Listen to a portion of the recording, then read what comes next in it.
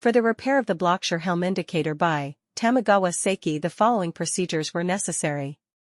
Replacement of various electronic components and general cleanup of the unit. For testing we use 24-volt DC power supply.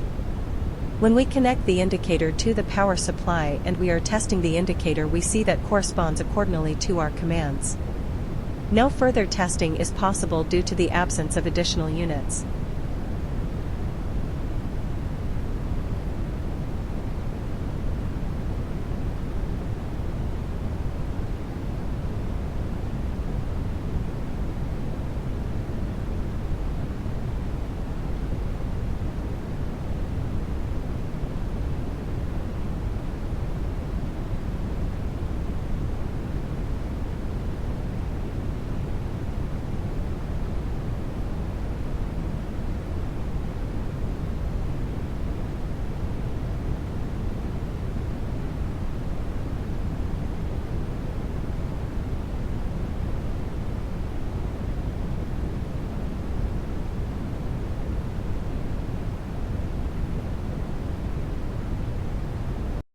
It is now clear that the Bloctube Helm indicator by Tamagawa Seiki is working successfully and is ready to be delivered to the client.